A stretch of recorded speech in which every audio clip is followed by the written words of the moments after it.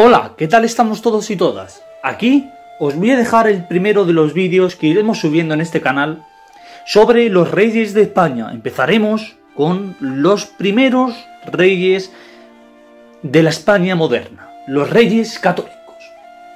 Para poder entender cómo fue la España en tiempos de los reyes católicos, nos debemos retomar al principio del ascenso a su trono. Doña Isabel de Castilla, que luego sería conocida como Isabel la Católica, era la hermanastra del actual rey de Castilla, el señor Enrique.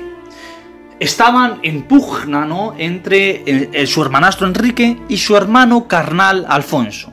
Los dos querían heredar el trono, pero sin embargo, tras la muerte de su padre Juan, dejaron como rey a Enrique. Pasaron más de 6 años de guerra entre Enrique y Alfonso, en donde Isabel apoyaba siempre a Alfonso. Pero sin embargo, Alfonso, cuando mejor estaba, cuando podía heredar el trono de Castilla, sufrió una muerte súbita por motivos desconocidos. Algunos dicen que podía ser un envenenamiento, otros dicen que podía ser una muerte de un ministro de Enrique que le quería matar. No lo sabemos todavía, señores. Lo que sí sabemos es que murió de muerte súbita. Entonces Isabel decidió apoyar a Enrique para poder ser la nueva heredera al trono. Su hermanastro Enrique vio en ella una figura prudente, pero una figura con mucho autoritarismo, y la consideró que podía ser buena heredera al trono castellano. Pero sin embargo tuvo una hija. El señor Enrique tenía una hija, Juana la Beltraneja. En sus últimos días, antes de morir, en sus últimos periodos de vida, se fue arrepintiendo de la idea de que su hermanastra Isabel heredase el trono y no lo heredase su hija Juana. Por lo tanto, él quiso poner por escrito que la nueva heredera del trono sería Juana, su hija.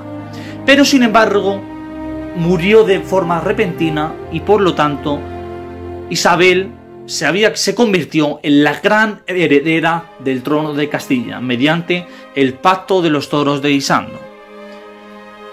En este ámbito, Juana, conocida como la Beltraneja, ya que se decía que no era hija de su padre Enrique y que era hija del ministro alegado de su padre y su abuelo, el famoso Beltrán de la Cueva.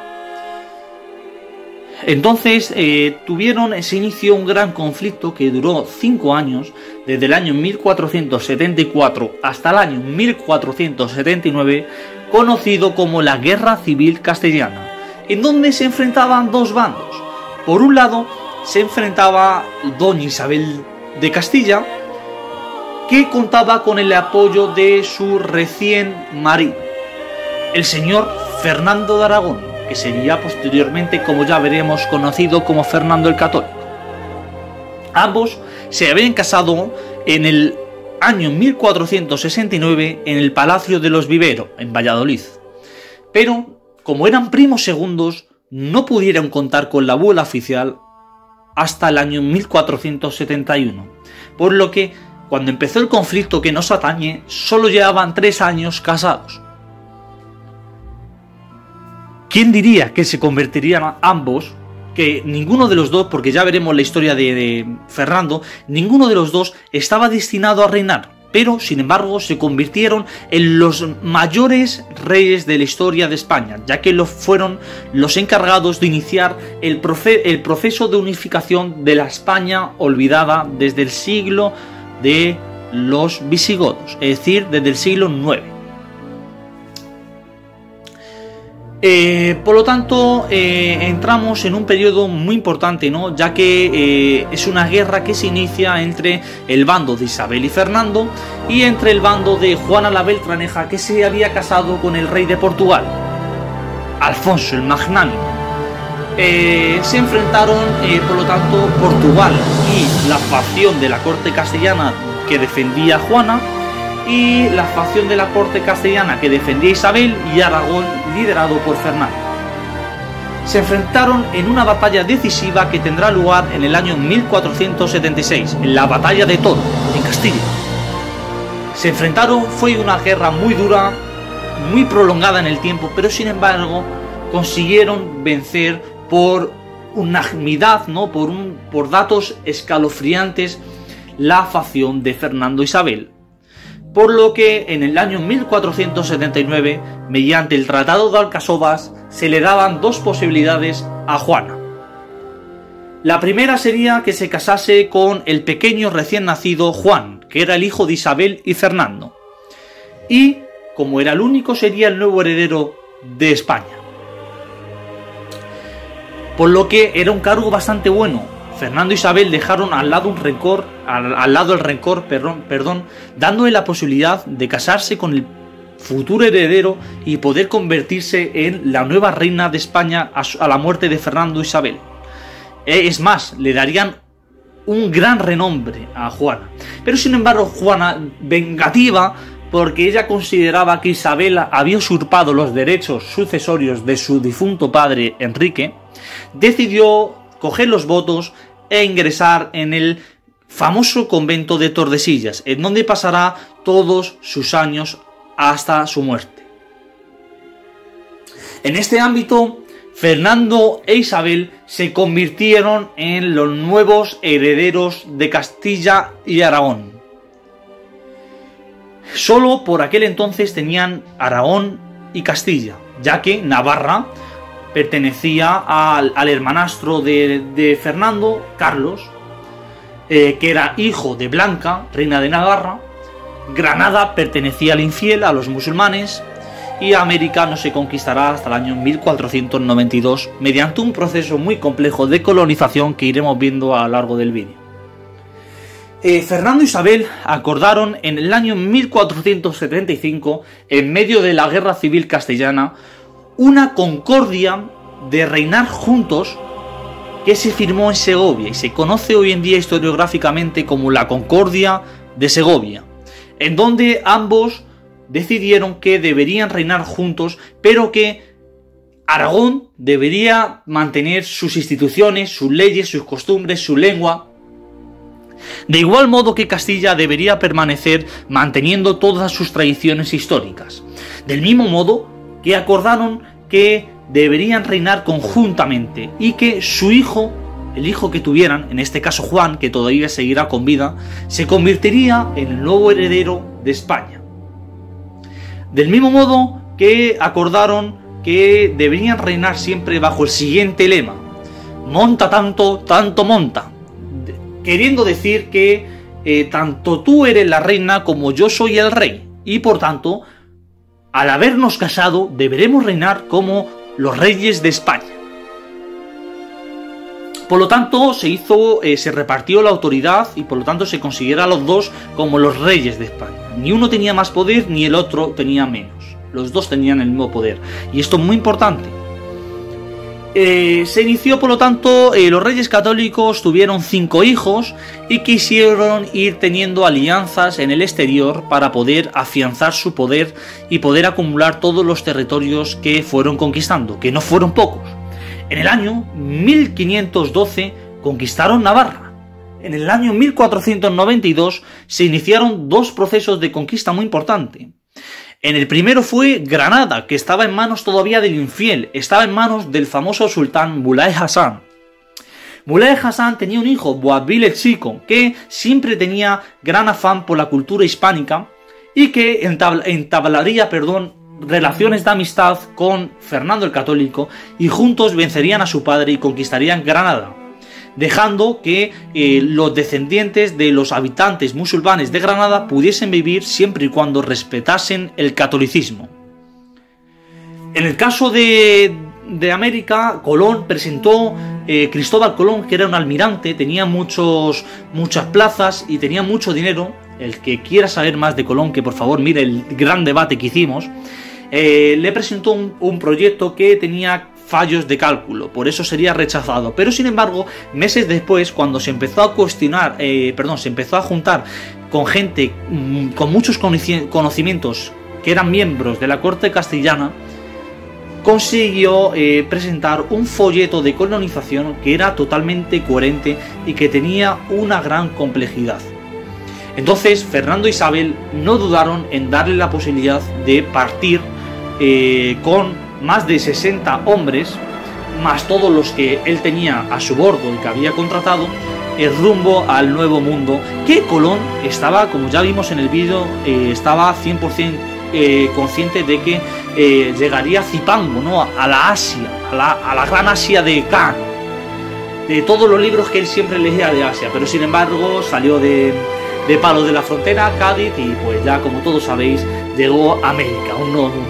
Pero él murió sin saber que había descubierto un nuevo mundo, ¿no? Se creía que había llegado a la famosa Asia de Khan.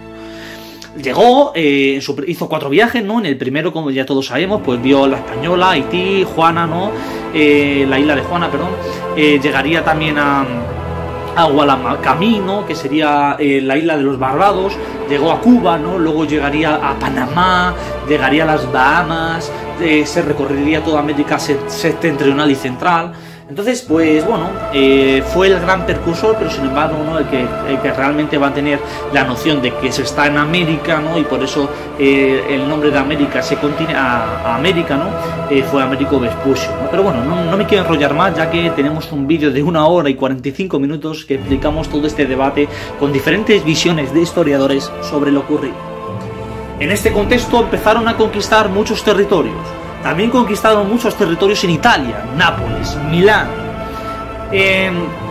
Empezaron a tener un ejército militarizado que se llamarán los tercios y serán súper importantes durante toda la Edad Moderna, en donde el primer gran jefe de los tercios será el gran capitán, más conocido, el gran capitán, que se llamaba Gonzalo Fernández de Córdoba, que luego será virrey de Nápoles. Pero bueno, no nos queremos enrollar más y vamos a seguir con la historia. Como he dicho antes, los reyes católicos querían acumular, ¿no? todos los territorios que estaban conquistando, que eran muchos y muy importantes. Se estaba consolidando una gran hegemonía en toda Europa. También conquistaron territorios de África, por lo tanto tenían dominios en 3 de los 4 grandes continentes de la historia. En este contexto, tuvieron 5 hijos para poder hacer grandes alianzas con el resto de potencias del momento. El primero fue Juan, que desgraciadamente a los 3 años de edad, el gran heredero de la corona de España, murió. El segundo fue Juana, que luego fue denominada como Juana la Loca. Como ya veremos, la gran historia de Juana la Loca, que es mucho más compleja de lo que siempre nos quieren decir. También tuvieron una hija que se llamaba María, que luego, como ya veremos, María se casará con Alfonso V el Magnánimo, que era el marido de Juana la Beltraneja, rey de Portugal, y con su hijo y sucesor Manuel el Afortunado, que luego, a segundas nupcias, Manuel el Afortunado se casaría con la tercera de las hijas, ¿no? de los reyes católicos, que sería Isabel. Por lo tanto, tenemos que María e Isabel se casaron con 2 reyes importantes de Portugal y afianzaron intereses. Posteriormente tuvieron a otro hijo, ¿no? que se llamaba Catalina. Catalina se casó con Arturo de Inglaterra y después con Enrique VIII. ¿Qué historia tenemos? Tenemos que hacer dentro de poco un vídeo sobre Enrique VIII, ¿no? El hombre, uno de los reyes que más mujeres maltrataba, que se casó con una bruja, Ana Bolena, en fin. Ya lo veremos en otro vídeo que subiremos dentro de poco. El caso es que tuvieron 5 hijos, los cuales 4 de los 5 murieron de forma muy misteriosa y al poco tiempo de nacer. Solo permaneció con vida su hija Juana, que al poco tiempo de nacer fue apodada como Juana la Loca. La Loca era conocida por tener convulsiones mentales, también tenía deficiencia física. Por lo tanto, bajo ningún concepto, Fernando e Isabel querían que Juana la Loca pudiera heredar ese gran compendio de territorios que estaban conquistando durante toda su vida y que tanto trabajo les estaba costando. Pero sin embargo no pudieron tener más hijos. Algunos dicen que porque Isabel empezó a padecer enfermedades de fertilidad, Otros dicen que porque Fernando realmente quería quedarse con todo en su persona, no quería que ninguno de sus hijos lo heredasen y le daba igual el futuro lejano. Pero el fin es que Juana sería la nueva heredera del trono, ya que, como bien marcaba la Concordia de Segovia, que hemos visto antes, a la muerte de Isabel o a la muerte de Fernando, el nuevo heredero no sería Fernando o Isabel, sino su hijo, siempre y cuando que tuviesen un hijo, estuviese en condiciones y en edad de gobernar. En el año 1504 Isabel fallecerá, por lo que Fernando se quedó como regente y rompió la Concordia de Segovia y no estaba dispuesto a que su hija Juana pudiera heredar el trono. Sin embargo, su hija Juana, al ver esta gran papeleta, ¿no?, que le había hecho su padre Fernando, emigró en un largo y rico viaje a Flandes, en donde conoció al hijo del emperador del Sacro Imperio Germánico, al famoso Felipe de Habsburgo, quien no dudó en casarse con Juana, se asombró de su belleza, pese a que muchos decían que era muy fea, pero el caso es que volvió a España y le dijo a Fernando que lo acordado debería cumplirlo si no quería guerra con Austria. Entonces, dicho lo cual, Fernando se mantuvo al margen, emigró a Francia, luego emigró a Italia, ¿no?, en donde estuvo en Nápoles, estuvo en Milán, y dejó a su hija Juana como regente al lado de Felipe de Habsburgo, con la siguiente condición. Le dijo lo siguiente textual: tu hija mía, doña Juana, serás la nueva heredera de Castilla siempre y cuando tu marido Felipe, que está en condiciones mentales y físicas de gobernar, esté a tu lado. Si es el caso que tu marido muere y no tienes un hijo para heredar el territorio, será de nuevo mío. Por lo tanto, se firmó el gran tratado de Villafáfila, en donde decía todo esto, ¿no? Se firmó en el año 1506, 2 años después de que Isabel, como hemos dicho, muriese.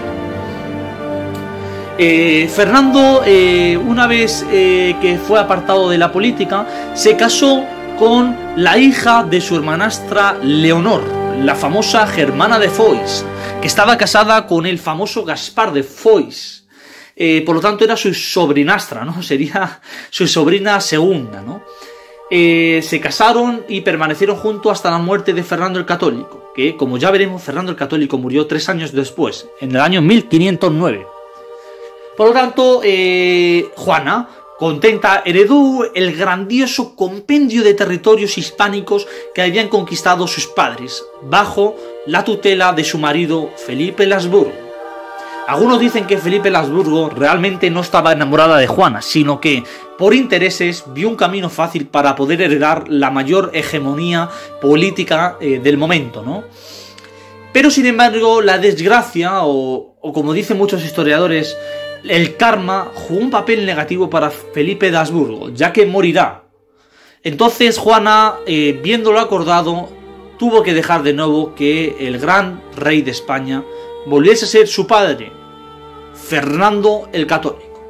Pero sin embargo actuaría como rey temporal, ya que Juana había tenido un hijo con Felipe de Habsburgo que se llamaba Carlos. Por lo tanto, Carlos, que será conocido como Carlos I de España y V de Alemania, será y se convertirá, cuando esté en edad de poder gobernar, como bien decía el decreto de Villafáfila, en el nuevo heredero del trono de Hispania. Fernando el Católico, viendo lo que le había hecho su hija, no dudó en encerrarla, y la encerraron en el famoso convento de Tordesillas, en donde también, como hemos visto años atrás, estuvo Juana la Beltraneja, ¿no? Allí pasará hasta el resto de sus días encerrada, en donde muchos dicen que hacía grandes maldiciones y le deseaba la muerte, en el peor de los casos, a su padre, en donde siempre firmaba con la siguiente expresión: yo, reina de Castilla, Juan. Es curioso, ¿no?, como ella murió convencida de que ella debería ser la nueva heredera al trono castellano, ¿no? Más que el trono castellano, ya era el trono hispánico, ya que estaba ya todo muy formalizado y consolidado. Carlos, sin embargo, no apoyó a su madre. Como muchos, Juana siempre tenía la intención, como es obvio, de que a través de su hijo la pudiera sacar cuando tendría cierta edad de estar encerrada en el convento de Tordesillas y poder quitar del trono ya definitivamente a su viejo padre, el anciano Fernando el Católico, ¿no? Entonces, cuando fue creciendo Carlos, claro, lo suyo es que apoyara a su madre, ¿no? Pobrecita, está encerrada, le ha hecho una gran papel a tu abuelo, pero sin embargo, Carlos era muy listo de que el que realmente tenía el poder y era el rey de España en esos momentos era su abuelo Fernando. Por lo tanto, él apoyó a Fernando y no volvió a mirar a la cara a su madre, que permanecería cerrada en Tordesillas hasta su muerte. En el año 1509 morirá Fernando el Católico. Por lo tanto, se quedará de regente el famoso cardenal Cisneros, quien hará una gran política de renacimiento cultural y artístico. Entre otras cosas, fomentará los estudios y creará la Universidad de Alcalá de Henares, que muchos conoceréis por su gran prestigio hoy en día. Carlos apoyó a Fernando, ¿no? Pero él vivía en Flandes. Carlos no pisará y no llegará a España hasta un año después de morir Fernando el Católico, en el año 1517, en donde se acabará la regencia del cardenal Cisneros y Carlos gobernará como el gran gobernante, incluso es apodado historiográficamente como el César, ya que no solo heredaría por sus abuelos maternos España y todos los conjuntos hispánicos, incluida la Nueva India, ¿no? Que sería América, que estaba en un proceso de colonización, ¿no? Por Américo Vespucio y demás, sino que heredaría por la familia paterna, es decir, por su padre Felipe el Habsburgo y por su abuelo Maximiliano y María de Borgoña, que eran los emperadores, nadie menos que los emperadores del Imperio Sacro-Romano Germánico. Heredaría todo el imperio y los demás territorios del imperio, ¿no? Por lo tanto, se convirtió en el gran rey, como dicen muchos, en el gran rey emperador del mundo, ¿no? De aquel mundo, ¿no? Los reyes católicos, siempre volvemos al tema de los reyes católicos, ya que hemos visto de paso su vida, ¿no? Los reyes católicos fueron desde siempre muy defensores de la fe católica, ¿no? Y esto es muy importante, se proclamaron como los descendientes de los primeros reyes hispánicos, ¿no? Los visigodos.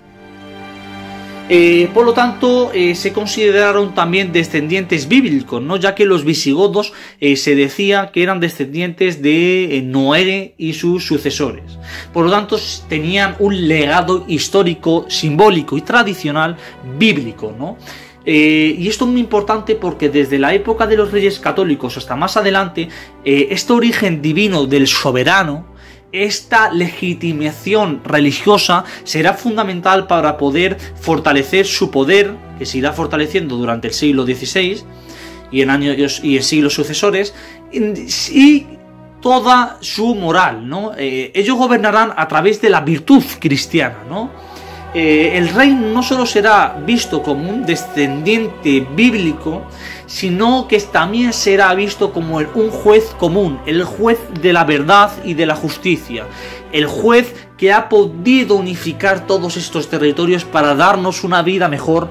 Y no solo esto, sino que eran vistos como el justiciero de Dios, que tenían las manos divinas para poder acabar con los musulmanes que llevaban 2 siglos en Hispania gobernando, matando al último reducto musulmán, que sería el reino nazarí de Granada, ¿no? Para poder, claro, tenemos que tener en cuenta que había muchos musulmanes que eran partidarios de Boabdil el Chico, que como hemos visto se alió, ¿no? Con Fernando para acabar con su padre, que vivían en el territorio hispano, ¿no? Que eran los famosos mudéjares.